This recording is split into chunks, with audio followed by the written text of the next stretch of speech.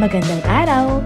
Sama-sama tayong matuto sa Teacher Sal Learning Resource Channel.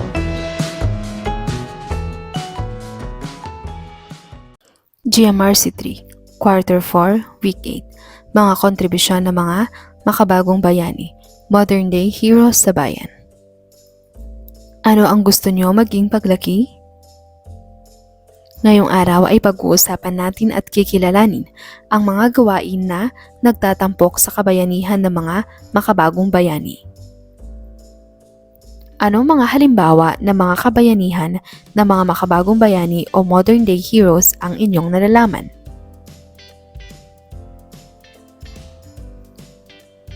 Narito ang maaaring maging kasagutan: magpagaling ng may sakit, magturo sa mga mag-aaral, pumuksa ng krimen, magtanggol sa mga naapi, mag-alaga ng kalikasan gaya ng puno sa gubat. Papaano maging bagong bayani? Noong nakaraang linggo ay talagang nahumaling si Nathan sa pagbabasa tungkol sa mga bayani. Dahil dito, nilapitan niya ang kanyang guro matapos ang klase upang magtanong, "Magandang umaga po, Teacher Bless. Pwede po bang magtanong tungkol sa mga bayani?" Ani Nathan. "Sige, ano yun?" Sagot ng kanyang guro. "Nais ko po kasing gumawa ng mga bagay na makakatulong upang maging bayani rin po ako na kagaya ninyo. Ano po kaya ang maaari kong gawin?" Tanong ni Nathan. Napangiti si Teacher Bless sa tanong ni Nathan at saglit na nag-isip. Una, dapat mong malaman na ang tawag sa gurong katulad ko ay makabagong bayani. Ipinahihiwatig nito na ang mga taong katulad ko ay tumutugon sa mga hamon ng kasalukuyang panahon, saad ni Teacher Bless. Tumango si Nathan sa narinig. Ikalawa, tignan mo ang mga bagay na kaya mong gawin sa ngayon. Hindi mo kailangang maging guro o bumbero o manggagamot para maging bagong bayani. Kailangan mo lamang na tumugon sa pangangailangan sa sarili mong paraan. Dagdag pa ng guro. Napangiti si Nathan sa narinig. "Salamat po, pag-iisipan ko po ito." Masayang sambit ni Nathan. "Narito na po ang sundo ko. Ingat po kayo pauwi, Teacher Bless." Dagdag pa niya. "Salamat Nathan, ingat ka rin pag-uwi." Tugon naman ng kanyang guro. Ayon kay Teacher Bless, paano maging katulad ng isang bayani? Anong klase o uri ng bayani ang nais mong tularan? Tukuyin kung sino ang mga bagong bayani na tinutukoy. Manggagamot, bumbero, OFW, police, nurse, janitor, social worker, sundalo. Kumuha ng isang pirasong papel at isulat ang inyong pangalan. Pumili ng makabagong bayani na iyong iniidolo o nais tularan. Gumuhit ng larawan ng makabagong bayani o anumang kagamitan na makikitang ginagamit ng napiling makabagong bayani. Sa isang papel, sagutin ng tanong, sa mga natukoy na halimbawa ng mga kabayanihan ng mga makabagong bayani, ano ang hindi mo pa kayang isagawa, ngunit nais mong maisagawa sa hinaharap? Bakit mo ito nais matutunang maisagawa sa hinaharap? Narito ang halimbawa ng sagot. Sa iyong sagutang papel, pagtapatin ng mga gawain sa hanay A at mga gawaing nagpapakita ng pagpapasalamat sa hanay B. Hanay A, inihanda ni nanay at tatay ang iyong baon para sa eskwela. Sinisiguro ni nanay at tatay na ikaw ay makakapag-aral sa magandang eskwelahan kada taon. Ibinili ka ni nanay at tatay ng mga bagong laruan. Tinuturuan ka ni nanay at tatay ng mga kagandahang asal. Nilinis ni nanay at tatay ang iyong silid. Sa hanay B naman, A. Makikinig mabuti sa mga pangaral ng mga magulang at isasabuhay ang mga ito. B. Pagbubutihin pang lalo ang pag-aaral. C. Iingatan ang mga laruan at itatabi kung tapos nang gamitin. D. Sisiguruhing uubusin ng baon at hindi aaksayahin. E. Tutulong kay inay at itay sa paglilinis ng aking silid. Narito ang mga susing sagot.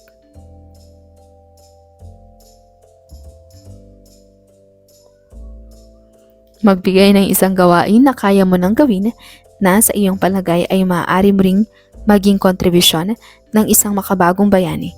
Ipaliwanag ang sagot. Narito ang halimbawa ng kasagutan.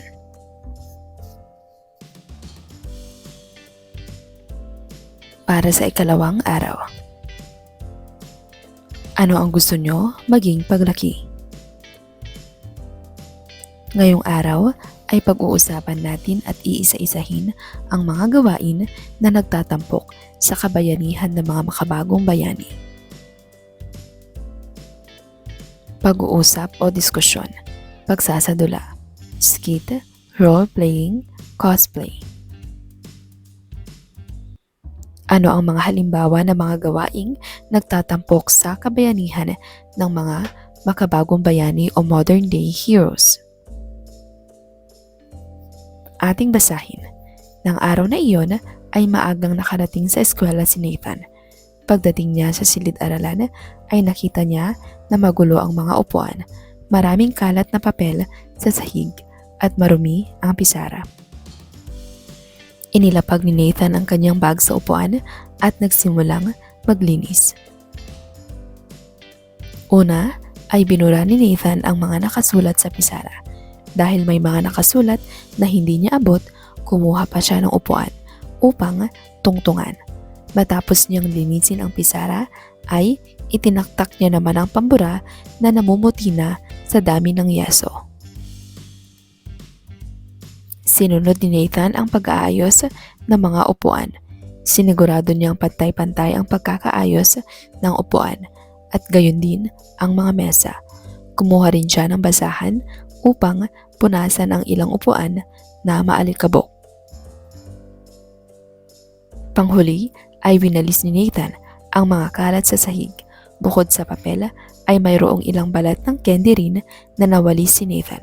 Itinapon niya ang mga kalat sa basurahan. Habang ginagawa ni Nathan ang mga ito, hindi niya napansin na kanina pa pala nasa pinto ang kanyang guro na si Teacher Bless at pinagmamasdan ang kanyang ginagawa. Nang napansin ni Nathan ang kanyang guro, binati niya ito at tinulungan bitbitin ang mga dala nitong gamit papasok sa silid-aralan. Ano-ano ang mga ginawa ni Nathan pagpasok niya ng silid-aralan? Sa iyong palagay, kaya mo rin bang gawin ang mga ginawa ni Nathan?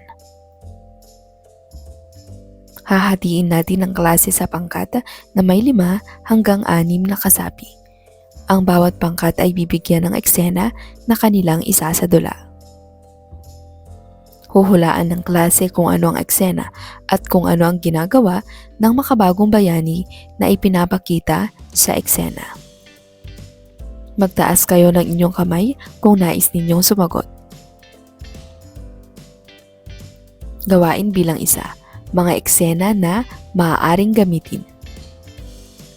Magpagaling na may sakit, magturo sa mga mag-aaral, pumuksa ng krimen, magtanggol sa mga naaapi, mag-alaga ng kalikasan gaya ng mga puno sa gubat. Sa isang papel, sagutin ng mga tanong. Isulat ang salitang tama kung sa palagay ninyo ay nagpapakita ng pagkilala sa kontribusyon ng makabagong bayani ang nakasulat. Kung hindi, ay isulat ang salitang mali. Tinutularan ang mga gawain na nagpapakita ng halimbawa ng kontribusyon ng makabagong bayani. Pinapatigil o sinisita ang mga gawain na nagpapakita ng halimbawa ng kontribusyon ng makabagong bayani. Pinaparangalan ang mga gawain na nagpapakita ng halimbawa ng kontribusyon ng makabagong bayani. Pinahahayag ang mga gawain na nagpapakita ng halimbawa ng kontribusyon ng makabagong bayani. Binabalewala ang mga gawain na nagpapakita ng halimbawa ng kontribusyon ng makabagong bayani. Narito ang mga susing sagot.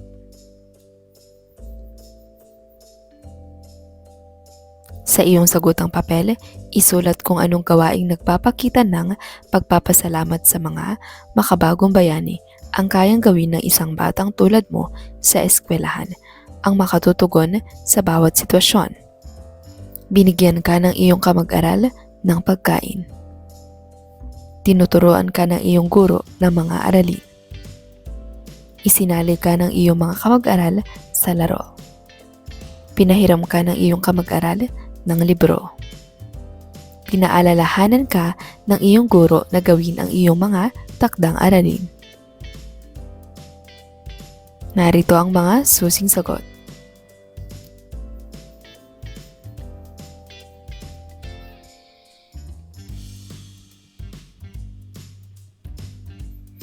Bilang isang miyembro ng komunidad, ano ang maaari mong gawin upang kilalanin ang kontribusyon ng mga makabagong bayani?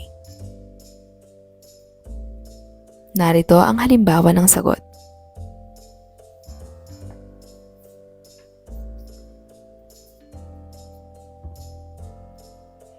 Para sa ikatlong araw.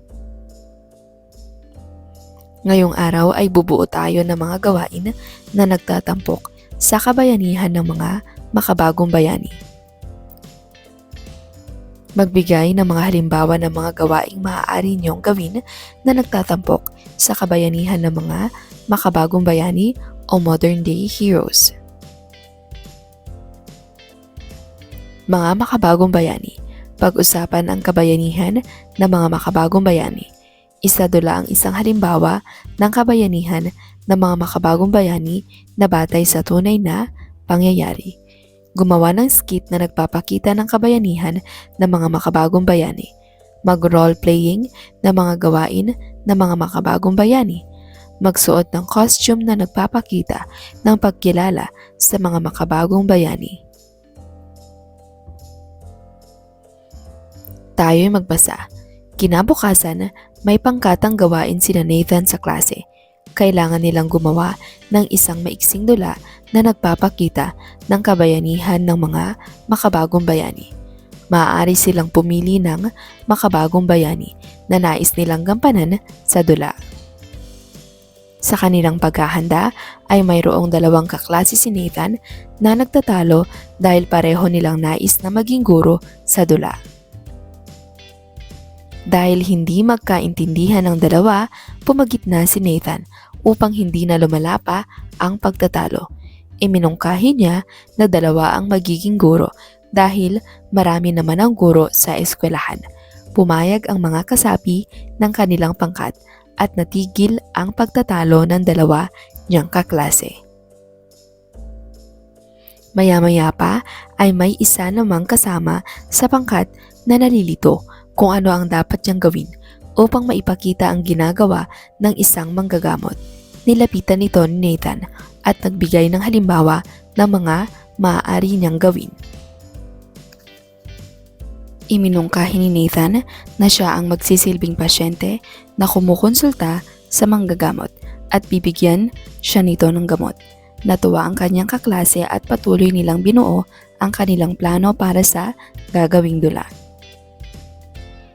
Habang nangyayari ang mga ito, pinagmamasdan ng kanilang guro na si Teacher Bless ang mga ginagawa ni Nathan na pagtulong sa mga kaklase.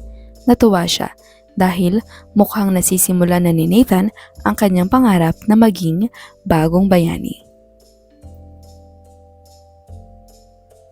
Ano-ano ang mga ginawa ni Nathan habang ang klase ay gumagawa ng isang maiksing dula na nagpapakita ng kabayanihan ng mga makabagong bayani? Kung ikaw ang nasa sitwasyon ni Nathan, ano ang iyong gagawin? Kumuha ng isang pirasong papel at isulat ang iyong pangalan.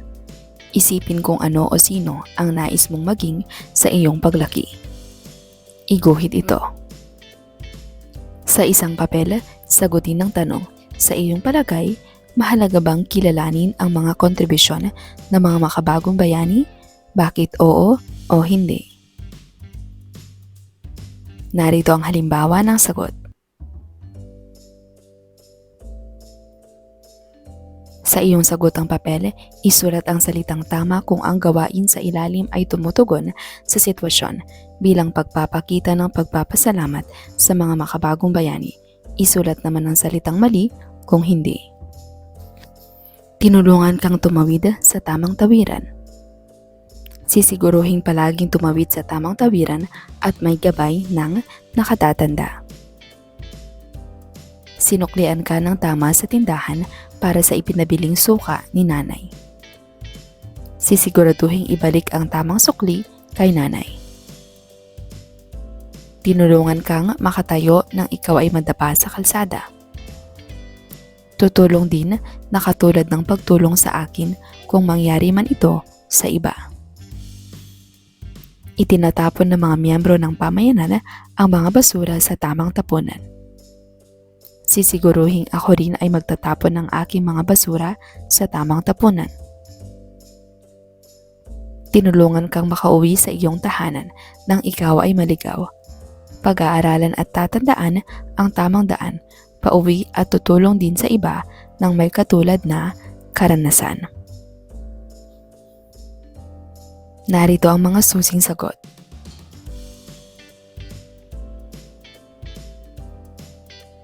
Bilang isang mag-aaral, ano ang maaari mong gawin na maaaring maituturing na kontribusyon ng isang makabagong bayani? Narito ang halimbawa ng sagot.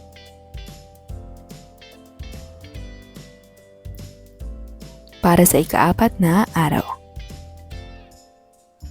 Ngayong araw ay ipakikita natin ang ating pagiging mapagpasalamat sa pamamagitan ng pagkilala sa mga kontribusyon ng mga makabagong bayani. Ano ang inyong pagkakaintindi sa salitang pasasalamat? Pagpupugay, pagkilala, paggalang, pagpapahayag, pagtanaw. Bagong bayani si Nathan. May gawain sina Nathan sa loob ng klase. Tayo ngayon ay magkakaroon ng bahaginan, saad ni Teacher Bless. Ibabahagi natin kung paano natin ipinakita ang pagkilala sa mga nagawa ng mga makabagong bayani noong mga nakalipas na araw. Malinaw ba sa lahat? Tanong ng guro. Opo, sagot ng klase. Sino ang gustong mauna sa pagbabahagi? Muling, tanong ng guro. Maraming nagtaas ng kamay sa klase. Nathan, ikaw na ang mauna. Saad ng guro. Tumayo si Nathan at nagpunta sa harapan. Noong mga nakaraang araw, nagtanong po ako kung ano ang mga dapat kong gawin upang maging makabagong bayani. Dahil sa nalaman ko po na ang mga bagong bayani ay tumutugon sa pangangailangan batay sa kanilang kakayahan, nilinis ko po ang loob ng ating silid-aralan noong nakita ko na ito ay marumi. Umawat rin po ako sa mga kaklase ko na nagtatalo at tumulong pa po sa isa kong kaklase na magampanan ang hinihingi para sa ating dula kahapon. Kwento ni Nathan. Magaling Nathan, puri ni Teacher Bless. Sino pa ang gustong magbahagi? Tanong pa nito. Oh, ikaw naman. Nitong mga nagdaang araw, anong gawain ng mga makabagong bayani ang inyong nagawa? Paano ito nagpapakita ng pagpapasalamat sa kanilang kontribusyon sa bayan? Ano ang nararamdaman mo habang nagbabahagi? Ano ang natutunan mo sa iyong karanasan? Bakit mahalaga ang pagkilala sa mga kabayanihan ng mga makabagong bayani? Paano mo higit na maipapakita ang pagiging mapagpasalamat sa mga makabagong bayani? Sumulat ng liham para sa iyong sarili. Sa loob ng liham, isulat kung paano mo hihikayatin ang iyong sarili na maabot ang iyong pangarap at paanong ang iyong pangarap ay maaaring magdulot sa iyo na maging isang makabagong bayani. Narito ang halimbawa ng sagot.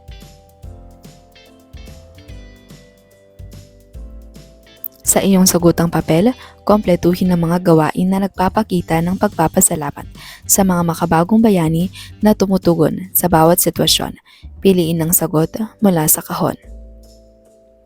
Pag-aaralan, ipagdarasal, kusa, patas, magdadala. Inayos ni nanay at tatay ang mga gamit mo sa eskwela. Sa susunod ay patlang nang aayusin ang mga gamit. Pinahiram ka ng iyong guro ng lapis. Sisiguruhin patlang na ng lapis sa susunod at magpapahiram din sa iba kung may pagkakataon. Niyaya at isinali ka sa laro ng iyong mga kaibigan. Makikipaglaro ng patlang at buong saya. Ipinagdarasal ng iyong lolo at lola ang iyong kaligtasan. Patlang ko rin ang kaligtasan ng aking lolo at lola. Tinuruan ka ng iyong kamag-aral na matutunan ang inyong aralin. Patlang, mabuti ang aralin at tutulong din sa ibang kamag-aral kung may pagkakataon. Narito ang mga susing sagot.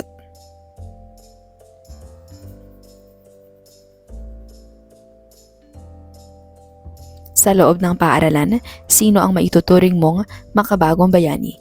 Ipaliwanag ang iyong sagot. Narito ang halimbawa ng sagot.